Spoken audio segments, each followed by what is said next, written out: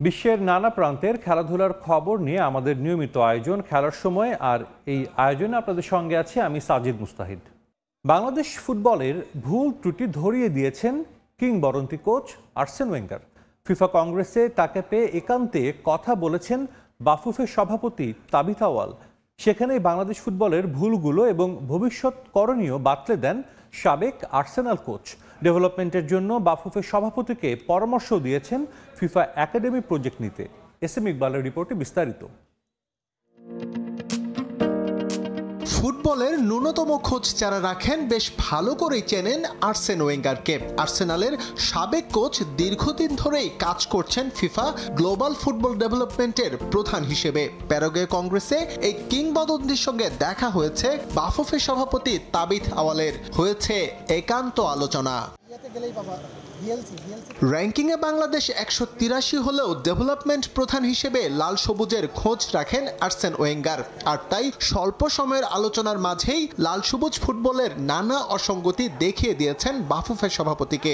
পরামর্শ দিয়েছেন FIFA academy প্রজেক্টের অংশ হতে। আর্সেন ওয়েঙ্গার সাথে আমি প্রাইভেট ডিসকাশন করেছি এবার, and very inspirational person. Bangladesh ফুটবলের ব্যাপারে তার একদম মুখস্থ, আমাদের কোয়ালিটি অফ দ্য গেম, আমাদের কোথায় কোথায় ম্যাচের ত্রুটি আছে। He has all the information in the world. Member association সব দেশ চাইলেই পারবে এই প্রজেক্টের অংশ হতে, যেখানে কোচ সহ টেকনিক্যাল সাপোর্ট মিলবে ফিফার পক্ষ থেকে। বাফুফে এবং ফিফার যৌথ উদ্যোগে চলা আন্তর্জাতিক এই একাডেমির ছাত্র হতে পরিশোধ করতে হবে অর্থ। তবে মেধাবী ফুটবলারদের জন্য থাকবে বৃত্তি ব্যবস্থা। আর্সেন ওয়েঙ্গার আমারে বলছে যে you need to also come up, and FIFA is very open. BFF and FIFA একসাথে এটা চালাবে, বাট টেকনিক্যাল সাইডটা ফিফা ম্যানেজ করে দিবে। কোচ আনা, ট্যালেন্ট আইডেন্টিফিকেশন, ইন্টারন্যাশনাল কোনো প্লেয়ার যদি সাইন আপ করে এখানে আসতে চায় তারাও এখানে আসবে, হোস্টেলে থাকবে, পেমেন্ট করবে। So it's a joint effort. Football ডেভেলপমেন্টে একাডেমির বিকল্প নেই, আর তাই আর্সেন ওয়েঙ্গারের এই অফার লুফে নিয়েছেন বাফুফের সভাপতি। এরই মধ্যে শুরু হয়ে গেছে কেস স্টাডি। 2026-এর 30 এপ্রিল কানাডায় ফিফার পরবর্তী কংগ্রেসে এই বিষয়ে চুক্তি করতে বদ্ধপরিকর বাফুফে। আমিও প্রমিস করে আসছি যে নেক্সট কংগ্রেসে তার সাথে আমার যখন দেখা হবে, মানে বাই দ্যাট টাইম একটা না একটা চুক্তি ফিফার সাথে আমাদের হয়েই থাকবে, and that is my commitment, and I am very optimistic আমরা পারবো এটা করতে। দেশের ফুটবল প্রসঙ্গ, মাত্র 400 টাকায় পাওয়া যাবে বাংলাদেশ সিঙ্গাপুর এফসি কোয়ালিফায়ার ম্যাচের টিকিট। অনলাইন প্ল্যাটফর্ম টিকিফাই শনিবার থেকেই সংগ্রহ করা যাবে টিকিট। হসপিটালিটি ও কর্পোরেট বক্সের টিকিটের মূল্য সর্বোচ্চ 5,000 টাকা। এছাড়া 3টি অফলাইন বুথ রাখার পরিকল্পনা ফেডারেশনের। এশিয়ান কাপ কোয়ালিফায়ারে বাংলাদেশ সিঙ্গাপুর ম্যাচের উন্মাদনা ছড়িয়ে পড়েছে ফুটবল ভক্তদের মাঝে। এবার অবসান হলো সোনার হরিণ টিকিট নিয়ে দীর্ঘদিনের অপেক্ষা। জানা গেল কোথায় পাওয়া যাবে টিকিট এবং কিভাবে তা সংগ্রহ করবেন সমর্থকরা। ঘোষণা করা হয়েছে অনলাইন টিকেটিং প্ল্যাটফর্মের নামও। টিকিফাই থেকে টিকিট সংগ্রহ করা যাবে। 24 মে শনিবার দুপুর 12টায় টিকিট 12টা থেকে টিকিট অনলাইনে পাওয়া যাবে। সংবাদ সম্মেলনে শনিবারের কথা বলা হলেও বাফুফের অফিসিয়াল পেজে দেয়া হয় ভিন্ন তথ্য। পোস্ট দিয়ে জানানো হয় টিকিট পাওয়া যাবে শুক্রবারেই, যা এরই মধ্যে অনেকের কাছেই বিভ্রান্তির সৃষ্টি করেছে। টিকিটের মূল্য নিয়েও আছে অসন্তোষ। সর্বনিম্ন 400 টাকার পর ক্লাব হাউসের টিকিটের মূল্য রাখা হয়েছে 2000 টাকা। হসপিটালিটি ও কর্পোরেট বক্সের টিকিটের মূল্য সর্বোচ্চ 5000 টাকা। 3 ক্যাটাগরির ভিআইপি টিকিটের মূল্য যথাক্রমে 4000 ও 2500 টাকা। টিকিফাইয়ের ওয়েবসাইট থেকে একসঙ্গে সর্বোচ্চ 5টি টিকিট কাটতে পারবেন দর্শকরা। ম্যাচের দিন টিকিটের অনলাইন কপি প্রদর্শনের মাধ্যমে থাকছে স্টেডিয়ামে প্রবেশের সুযোগ। এই পদ্ধতিতে কালোবাজারির হাত থেকে রক্ষা পাওয়া সম্ভব বলে দাবি বাফুফের। অনলাইন ছাড়াও বাফুফে ও অন্য 2টি স্থানে অফলাইন বুথ করার পরিকল্পনা ফেডারেশনের। লোকেশনগুলো এখনো ফাইনাল করতে পারে নাই, আপাতত 3টা ওনারা দিবে কনফার্ম করেছে। এর একটা আমাদের ফুটবল ফেডারেশনের আশেপাশে হবে নিশ্চিত। এদিকে টিকিট সংগ্রহ করার প্রক্রিয়াকে সহজ বলে দাবি করছেন টিকেটিং প্ল্যাটফর্ম সংশ্লিষ্টরা। ম্যাচ শুরুর 3 ঘন্টা আগে টিকিটের অনলাইন ও হার্ড কপি দেখিয়ে কিউআর কোড স্ক্যানের মাধ্যমে স্টেডিয়ামে প্রবেশ করতে পারবেন দর্শকরা। তার নাম, ইমেল, ফোন নাম্বার আর ডেট অফ বার্থ, এই কয়েকটা ইনফরমেশন দিবে। দেওয়ার পরে তার চেক আউট প্রসেসে যাবে। পেমেন্টটা হওয়ার সাথে সাথেই সে তার টিকিটটা তার ইমেইলে পেয়ে যাবে। ভুটানের বিপক্ষে প্রীতি ম্যাচের টিকিটও একই অনলাইন প্ল্যাটফর্ম থেকে সংগ্রহ করতে পারবেন দর্শকরা। তাজিন খন্দকার, সময় সংবাদ, ঢাকা। জাতীয় ক্রীড়া পরিষদের কাছ থেকে মাঠ বুঝে পাওয়ার আগে জাতীয় স্টেডিয়াম পরিদর্শন করলেন বাফুফের কম্পিটিশনস কমিটি। সিঙ্গাপুরের বিপক্ষে খেলার আগে মাঠ দেখে সন্তুষ্ট তারা, তবে মাঠ, গ্যালারি, শেড সহ সিংহভাগ কাজ শেষ হলেও ভিআইপি বক্সে এখনও বসেনি চেয়ার।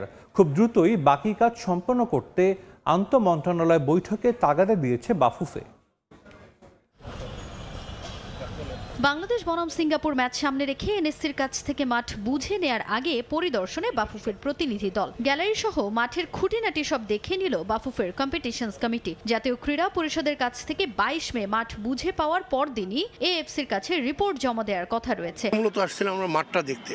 আমাদের যে যারা মাঠে কাজ করেছে তারা বলছে যে মাঠের সম্পূর্ণ প্রস্তুত এখন। তো আমরা এসে দেখলাম যে না, মাঠ খেলার উপযোগী এখন। এফসির যে প্রতিনিধি আসার কথা, যেহেতু একবার দেখে গিয়েছে, ওনারা যদি নাও আসে, ওনারা আমাদের কাছে ফুটেজ চেয়েছে যে পুরো স্টেডিয়ামের কি ফুটেজ আছে, আমরা হয়তো ছবি তুলে ওনাদেরকে পাঠিয়ে দেবো। এদিকে স্টেডিয়ামের দৃশ্যমান কাজ শেষ হলেও এখনো পুরোপুরি শেষ হয়নি ভিআইপি বক্স, বেশ কিছু গ্যালারির কাজ। সেগুলো আগামী কয়েকদিনের মধ্যে সম্পন্ন করার ব্যাপারে আলোচনা হয়েছে আন্তঃমন্ত্রণালয় বৈঠকে। এছাড়াও ঘাসের ডিজাইন নিয়ে কোচের সঙ্গে আলোচনার পর সিদ্ধান্ত নেওয়া হবে বলে জানান বাফুফের সাধারণ সম্পাদক ইমরান হোসেন তুষার। এখানে কিন্তু এখনো আর্মি অবস্থান করছে, যে কারণে আমাদের ভিআইপি বক্সগুলোতে এখনো চেয়ার বসানো কার্যক্রম শেষ হয়নি, যে কারণে আসলে আমরা অপেক্ষা করছি। এনএসসি কাজ করছে হলো আর্মির সাথে, যে কোনো সময় হয়তো তারা এখান থেকে স্থানান্তরিত হবে। একই দিন প্রেস বক্সও ঘুরে দেখে বাফুফের কর্মকর্তারা। সেখানে কিছু অসঙ্গতি মিললেও তা ম্যাচের আগেই সংশোধন করার ব্যাপারে আশাবাদী বাফুফে। তাজিন খন্দকার, সময় সংবাদ, ঢাকা। আবারও স্বাগত খেলার সময়। দীর্ঘ 22 বছর পর ইংল্যান্ডের বিপক্ষে দ্বিপাক্ষিক সিরিজ খেলতে যাচ্ছে জিম্বাবুয়ে। দুদেশের রাজনৈতিক শীতলতা কাটিয়ে এফটিপি সূচির বাইরে গিয়ে এই সিরিজ আয়োজনে কৃতিত্ব দেশটার ক্রিকেট বোর্ডের। তবে জিম্বাবুয়ে পারলেও পারছে না বিসিবি। গত 15 বছরে দেশের ক্রিকেট বোর্ডে অনেক পরিবর্তন আসলেও ইংল্যান্ড সফর আয়োজনে সফল হননি কেউ, সম্ভাবনা নেই অদূর ভবিষ্যতেও। বর্ণবাদ, রাজনৈতিক আর অর্থনৈতিক সংকট সবকিছুই আছে জিম্বাবুয়ে ক্রিকেটে। আছে সোনালী অতীত, সে অতীতই হয়তো বাঁচিয়ে রেখেছে 22 গজের লড়াই। আর এই লড়াইটাকে নতুন করে জীবন দিল ইংল্যান্ড সফর। দীর্ঘ 22 বছরের অপেক্ষা শেষে বিলেতে খেলতে নামবেন রাজা মুজারিবানিরা। সামারের ব্যস্ত সূচির আগে এই এক ম্যাচের সিরিজ কেবলই গা গরম করবে ইংলিশদের। 5 দিনের পরিবর্তে খেলা হবে মাত্র 4 দিনের। তবুও ইংল্যান্ডের সঙ্গে রাজনৈতিক শীতলতা দূরে ঠেলে এই সিরিজ কূটনৈতিক জয় জিম্বাবুয়ে ক্রিকেট বোর্ডের জন্য। আর এখানেই ব্যর্থ বাংলাদেশ ক্রিকেট বোর্ড।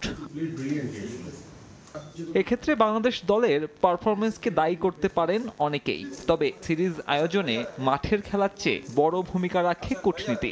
শেষ 15 বছরে 3 বার বিসিবি সভাপতি বদল হলেও ইংল্যান্ড সিরিজ আয়োজনে সফল হননি কেউই।